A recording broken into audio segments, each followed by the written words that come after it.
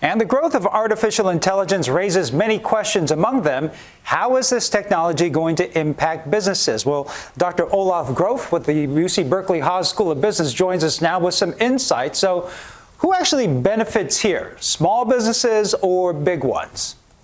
Always a highlight of my week to be with you and your listeners, viewers, I should say, Ryan. Thank you. High praise. Look, I think we're going to see a whole slew of new types of companies emerge here. Not necessarily new companies that do new foundational models, right? That's usually the domain of large, well-capitalized companies. But we will see a whole host of companies that are offering specialized, verticalized, very narrow application-centric generative AI solutions. But I don't think there'll be a shakedown or a takedown of large companies, whether they are large hyperscaler tech companies or, natively analog companies, because big companies do have an advantage. And I always say to people, it's one thing to focus on the models, but really you should be focusing on the fuel. And the fuel is data. And large companies have large amounts of data, not often clean, but they can be cleaned. And the data is there, whereas small companies don't have that. So there's an advantage for big companies, not to mention regulatory relationships, trusted customer relationships, brands, distribution channels, market positions, et cetera. We have had to get used to the fact that there is this giant sucking sound emanating from large companies that acquire smaller ones, especially in the digital economy. And I think that will continue. And that, of course, is also a problem for regulators going forward. Potentially, though, what kind of jobs might disappear? Well, so I think, in my mind, it's not so much as to whether wholesale jobs will disappear, but certainly I think we're going to be seeing certain types of tasks disappearing, right? So basic draft writing, for instance, right?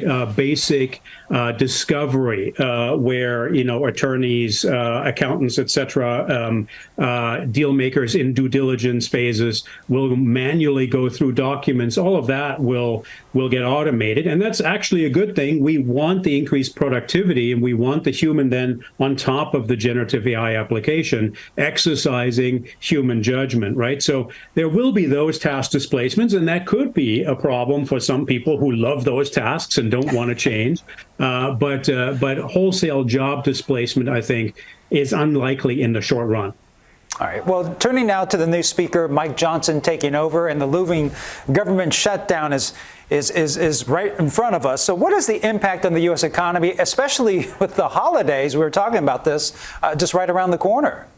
Yeah, boy, this could become a tough Thanksgiving period if we don't have an agreement here. I think Mike Johnson is going to get tough on these negotiations toward November 17th, which is the looming cliff, of course, for all of us, because he's going to try and do what the previous Speaker McCarthy couldn't do, which is pull the negotiations all the way to the far right. Now, is there a chance that if the far right is appeased, they now have a Speaker of the House, that they are going to be more willing to cut deals? Maybe. I think it is more likely that McCarthy will in fact take a tough stance with Democrats and the president, and that means he's going to go back on spending flowing from the Inflation Reduction Act, which he has deemed a clean energy slush fund, the infrastructure bill from 2021, the CHIPS bill, et cetera. He's been very critical of all of those.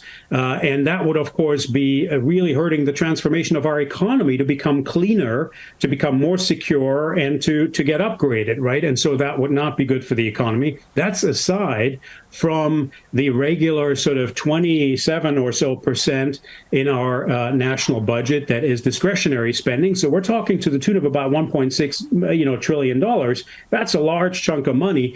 And we here in California are somewhat impacted by this because we have some 200,000 federal workers, military personnel, et cetera, that would be either furloughed or have to work without pay. And that's going to impact everything from, national parks earmarks to, to customer service, for student loans, for all kinds of administrative processes, some veterans payments, housing vouchers, assistance from the IRS and Social Security, et cetera, et cetera. So we would be seeing some fairly significant fallout and pain points there. And that's why I'm saying we better get to a deal, or it'll be one tough Thanksgiving, not to mention the entire rest of the year and into the election cycle next year, which is really critical from a number of angles, right, including issues around China, Ukraine, Israel as well, for which we need spending. We need money.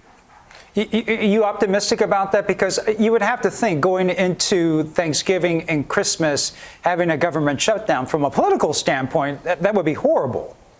I think, and I'm hoping, but of course I am a bit of an optimist that both Democrats and Republicans, neither one of those sides will want to see Americans go into Thanksgiving and the holidays, grumbling about both parties not being able to govern, because that's essentially what it would say, that the American political process is bankrupt, that our institutions can't hunt mice, as it were, for their people. And that would, of course, be terrible, and also for outcomes, in terms of votes, et cetera, in next year's election. So it behooves everybody to get their heads together and make this thing work. And frankly, I think the unifying element here is that on the foreign policy front, that is, we have some very significant challenges we can't ignore. And there is, to some degree, agreement on, China, certainly on Israel, not so much on Ukraine, right? But we need to master those challenges, or we have some real national security threats to grapple with next year and going forward.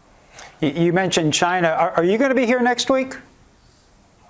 Am I going to be here? I think so, yes. Okay, because I have to go right now, but I want to talk to you about APEC, because that's going to be coming up next month. So we'll definitely have a conversation about that next week. Absolutely. 3 conferences happening that week, all high level. All right. Thank you very much, Dr. Olaf Groth. Always great information.